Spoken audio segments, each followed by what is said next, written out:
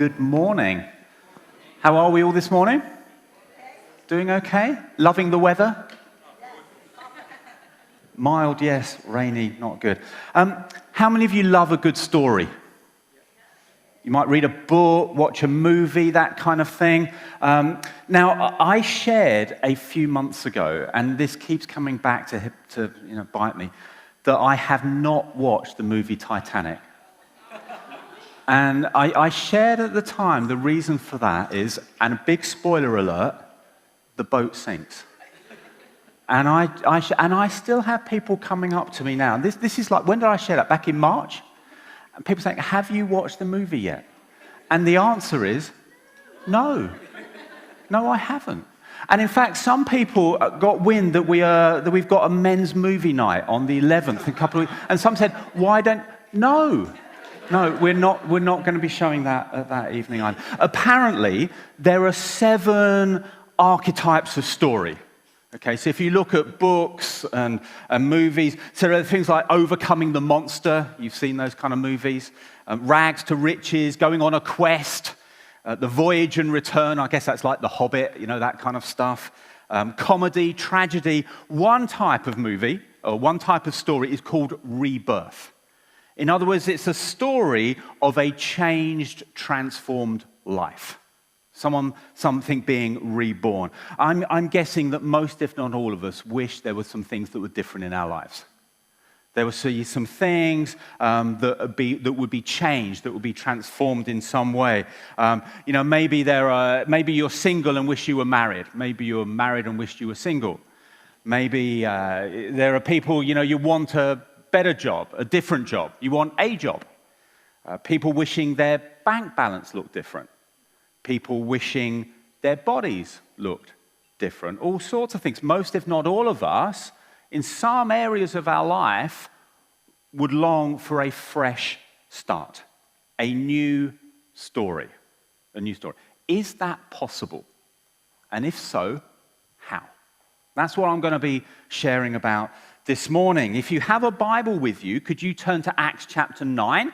You might have a paper Bible on a device. The words will come up on the screen in a moment. We're continuing our series, which we've entitled Advance. We've been looking through the book of Acts in the New Testament at some foundations for us as a church, but also important foundations for us in our lives. And so if you're here this morning and you've been following Jesus for decades, these are important foundations. If you're here this morning and you're trying church with us, welcome. Thank you for taking this time in your week to do so. Again, I hope that what I share is helpful to you, some helpful foundations for all of our lives. So I'm going to start reading at the beginning of Acts chapter 9. It's a story about a guy called Saul. It says, meanwhile, Saul was still breathing out murderous threats against the Lord's disciples.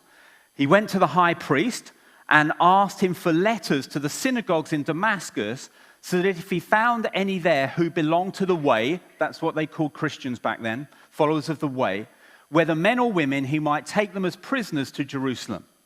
As he neared Damascus on his journey, suddenly a light from heaven flashed around him. He fell to the ground and heard a voice say to him, Saul, Saul, why do you persecute me? Who are you, Lord? Saul asked. I am Jesus whom you are persecuting, he replied. Now get up and go into the city and you will be told what you must do. The men traveling with Saul stood there speechless. They heard the sound but did not see anyone. Saul got up from the ground, but when he opened his eyes, he could see nothing. So they led him by the hand into Damascus. For 3 days he was blind and did not eat or drink anything. What happens next is there was a guy in Damascus called Ananias. He was a follower of Jesus, and the Lord spoke to him and said, go to this guy called Saul, he needs your help. And initially Ananias said, I've heard of that guy. No. But the Lord said, go. And so he did. And we're going to pick up the story in verse 17.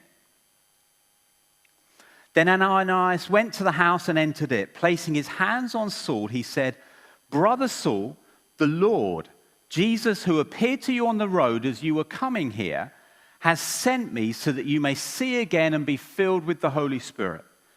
Immediately, something like scales fell from Saul's eyes, and he could see again. He got up and was baptized, and after taking some food, he regained his strength. Saul spent several days with the disciples in Damascus. At once he began to preach in the synagogues that Jesus is the Son of God. All those who heard him were astonished and asked, "Isn't he the man who caused havoc in Jerusalem among those who call on this name? And hasn't he come here to take them as prisoners to the chief priests?" Yet Saul grew more and more powerful and baffled the Jews living in Damascus by proving that Jesus is the Messiah. So this guy Saul, later, as many of you will know, changed his name to Paul. He wrote much of the New Testament and played just this extraordinary role in the expansion of the church in the first century. It's an incredible story, isn't it? Of somebody who has a brand new story. Now, I'm guessing that unlike Saul, most of us are not going around breathing out murderous threats. Am I safe here? I suspect most of us are not going to go into an office or a workspace tomorrow and think, "Who can I kill?" I hope. If you are, we will pray for you. But I'm guessing most of us don't. But I do believe that we all have a strong tendency to do life on our own terms, to go our own way, to do our own thing in life. And what happened to Saul, and what happened to me when I was 11 years old, and what many here I know can testify, is that Jesus broke into our lives to start a new story. And Saul had a literal Damascus Road experience. That's where this saying comes from. He was on the road, and there's this bright light, there's this voice from heaven, and Saul asks, "Who are you?" And the reply comes, "I am Jesus." Now, Saul, having been someone who's around Jerusalem, would have known that Jesus had been crucified on the cross probably just a bunch of weeks, 2 or 3 months earlier. He would have known that. But I suspect he did not believe that Jesus had been resurrected from the dead. And so you need to kind of feel the shock here. That Saul knew that Jesus had died, and yet Jesus is now speaking to him. So you need to feel the shock in the story. So here's the thing. A new story starts with a new voice in our lives. A new story starts with a new voice in our lives. I believe that Jesus is always trying to get our attention. He's always saying something to us. He's always trying to saying hello to us. And so if you're a follower of Jesus here today, he's doing that all of the time. And if you're here right now and you say, "Well, I'm not yet a follower of Jesus," I believe that he's reaching out to you today. There is a new voice, his voice. He wants you to hear him today. He's constantly speaking to us by his Spirit, speaking to us through this book, the Bible, speaking through other people, through nature, through our conscience. Maybe you have this experience where you see the same thing again and again and again, or hear the same thing again and again and again. I don't believe in coincidence. And maybe just something is grabbing your attention. And maybe that's the voice of God speaking to you. There are a couple of short stories that are recorded in the Gospels. They're connected together. One is told, and these are parables, these are illustrations that Jesus made. One is of a guy who was looking for the best pearl in the whole world. And he finds it, and he sells everything he has in order to get that pearl.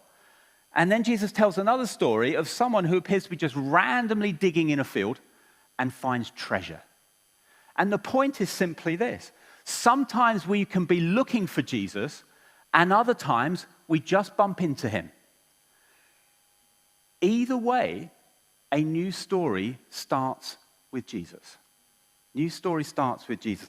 Change and transformation in our lives always starts with hearing the voice of Jesus. That is true if you're here and you wouldn't say you're a Christian yet. it starts with the voice of Jesus. If you're here today and you've been following Jesus for decades, but there's part of our lives where we want a new story to go on being written and our lives restored and restoried, it happens as Jesus speaks to us. We need his voice. You know, the reality is, I don't know what your world is like, but my world is very noisy and very busy. And so if we want to hear the voice of Jesus, we need to dial down. We're going to need to find even just some moments of peace and quiet. Maybe you plug some headphones in so the rest of your family think you're uninterruptible. That's a good one. Just plug in, or go for a walk, or put on some worship music. Come to a Sunday service. You have. Come to a Sunday service. Be part of a small group. Those kind of things, incredibly helpful. Now, at this point in the story, Jesus has spoken to Saul, but he is still blind. So this guy called Ananias comes along. He prays for him. Something like scales fall from Saul's eyes. He can see physically, but the account then says that he is filled with the Holy Spirit. He is reborn. This is a rebirth story. And the filling of the Holy Spirit means that he and we can now see spiritually. We can see. He gets baptized as a marker of this new story. Now, we're baptizing, I think, 3 people, but none of them were going to get up at 9:30. I'm sorry. They're coming to the 11:15 service. That's where we're baptizing. So you're welcome to come back. Go and get yourself a nice coffee, a croissant, pastry. I don't know where you get that in Felton this morning. Find somewhere. You're welcome to come back. But we're going to be baptizing at our 11:15 story. But it's a marker of a new story. See, a new story has a new start, doesn't it? There is this new start. There is this moment.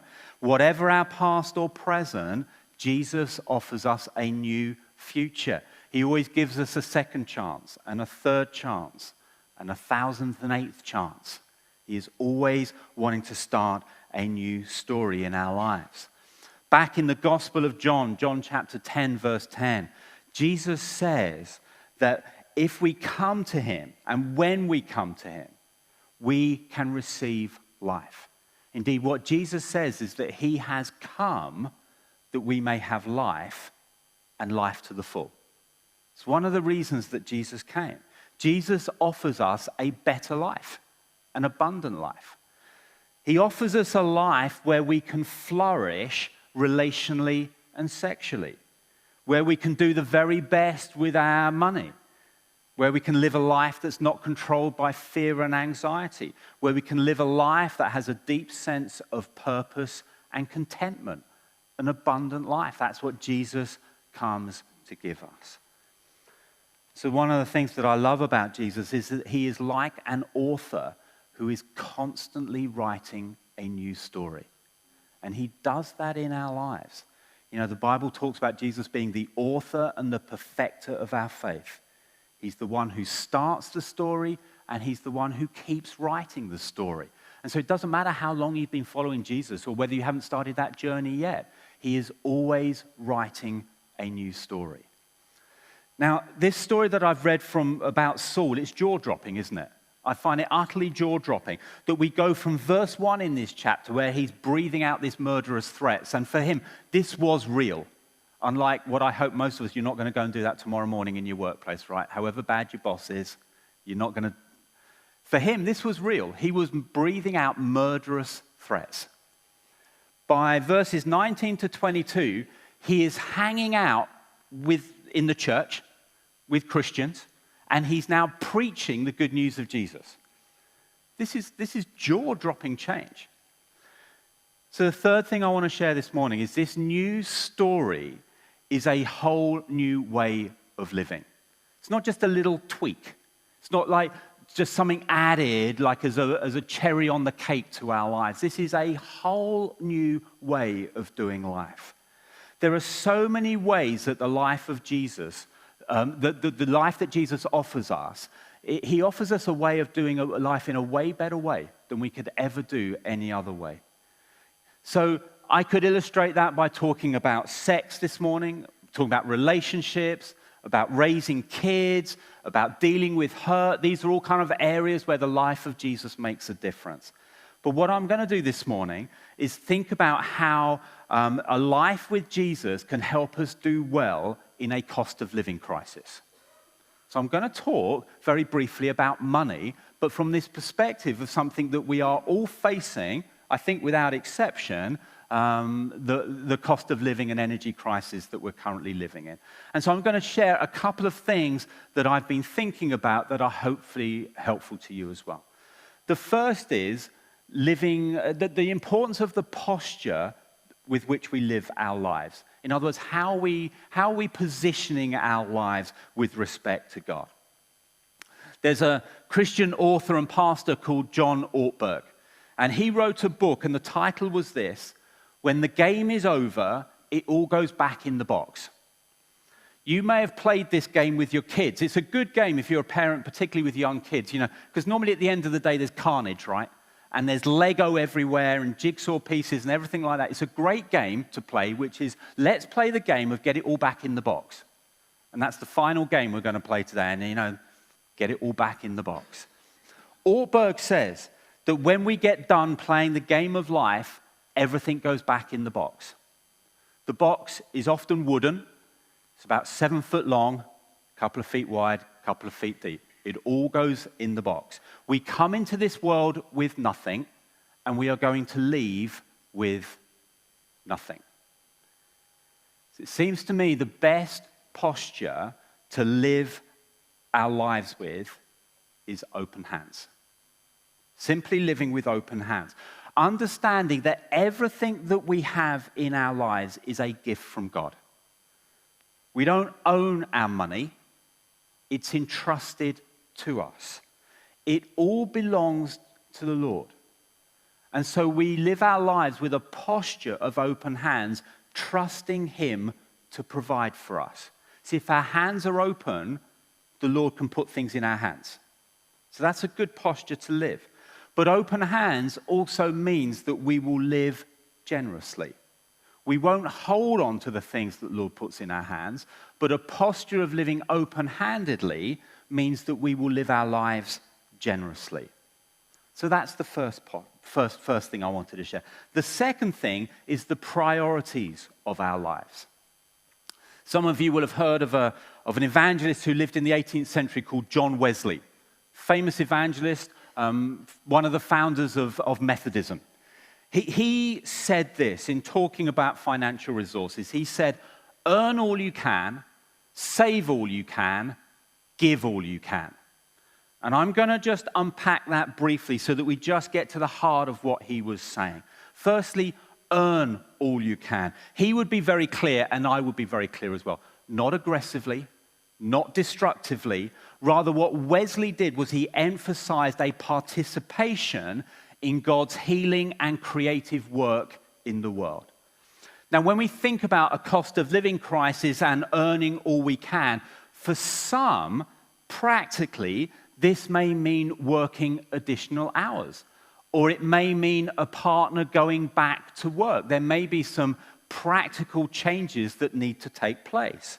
Or it may be that if you're someone who receives benefits, checking that you're getting the benefits that you can sign up for. Again, there is assistance within the life of our church to help with that. So that's the first thing, earn all we can. Secondly, save all we can. Now again, just to be clear, Wesley, and I would add to this, never advocated hoarding. It's not about just gathering stuff and holding it tight. Rather, what Wesley did was he called people to live a simpler lifestyle. To live a simpler life, cutting back where we can. Now, I'm guessing many of us are doing that already. Many of us have probably put our heating on less. Anyone done that? Or maybe not at all yet. That's saving all you can. Maybe you've somebody that's had Now TV, Apple TV, Netflix, Amazon Prime Video, and you kind of thought, do I really need 4 streaming services? I can only watch one. And maybe that's something that you've been thinking about. I want to ask a question here. Having a household budget makes this possible, in my experience. Having a budget which you, ahead of time, myself and Bethan do this once a year. We sit down and say, what are we going to spend this year on different things? And we have that. And then each month we track how we're doing. Like, are we actually living within the budget that we set? Now, would you humor me here? Because I would love to know how we as a church are doing here. So I'm going to ask us all to do this. Close your eyes so nobody knows your response. If you have a household budget that you use, so you've planned it and then you track it, could you just raise your hand? Okay, wonderful. Put your hand down before anybody sees. Okay? That, on an estimate, was about 20% of us. Okay? So there are some tools that we have ruled out. I'll talk about them in a moment. But what I want to say is if you want to really do well in a cost of living crisis, an active household budget is really going to help you. Really going to help you. So we save all we can in order to give all we can. We live simply so that others can simply live. And so I love what we do together as a church. Our compassion ministry is something that I love. So Storehouse, our job club, our money advice center. I loved hearing about the warm welcome space. So Emilio, thank you for all you've done and others within that area. So as you've heard, that's going to be opening up 7 days a week from about a week's time, from Monday the 7th of November, from 9:30 till 2. If you need a warm space, come on in. If you know somebody, a neighbor, a friend, that could do with saving some money on their home energy bills in order to come here, come on in. As we give generously, each of us, to the ministry of this church, even during the current times that we're facing, we can all be a part of practically serving people in our communities. And so I would just encourage you, keep living generously. Keep living generously. If you need help, firstly, talk to your small group leader. Secondly, if you're not in a small group, join one. And secondly, if you want to know, well, how do I do that? Talk to one of the pastoral team and we will help you. Thirdly, there is a budgeting tool from an organization called CAP that helps with household budgeting. We have rolled that out through all of the small groups back, I think in April or May this year. All of the small group leaders have got that. If you've forgotten where you filed it, email Rob again. We'll make sure you've got that. But again, as you've heard me speak this morning, you might say, that's something I need to put in place. We would love to help. We have money management drop-in, I think they're drop-in sessions, aren't they, on Saturdays the 12th and the 19th of November. Again, that's run by Alison Berry, who's part of our church here, but she also works for CAP. And so you can find details of that on our website. Make use of the warm space from the 7th of November. If you need practical help with food, a referral to Storehouse is easy through either the pastoral staff or your small group. If you'd be helped by the job club or the money advice center, again, talk to one of the pastoral staff or simply go to riversidevineyard.com/compassion. And one of the resources up on that compassion page, I think, or you can type /money, there is a document there that CAP have put together of a whole lot of practical tips that we can all do to save money in the current times. So a whole lot of practical stuff there that is freely available to you. Can I just throw out something really crazy? For many of you, if you're a household, you'll know that there's a government scheme of, I think it's £400 rebate over the next 6 months. And for many households, that is going to be a really helpful thing. But I also know there are some households who don't need that £400. If you are one of those households, could I just throw out a challenge? Give it. Give it. And one place to give that would be to our compassion center. Because when we open the warm space, our bills are going to go up. And we're doing that to serve our communities. So if you're one of those families or households that are thinking, I don't need that money, could you recycle it? Because we will we will use it. Okay? I just have that for free.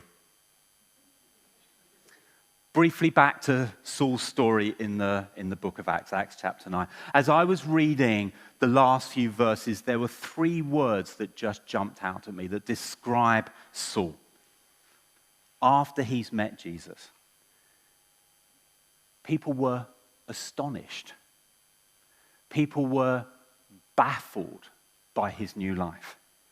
And verse 22 says that he grew more and more. Something changing. Seems to me that the new story that Jesus invites us into is a story of radical life change. There will be things about our lives that are visibly different because of the new story that Jesus is writing. See, it seems to me as Jesus' life gets into us, our character will change. Our lives will grow. We will have an increasingly deeper, settled sense of our new identity.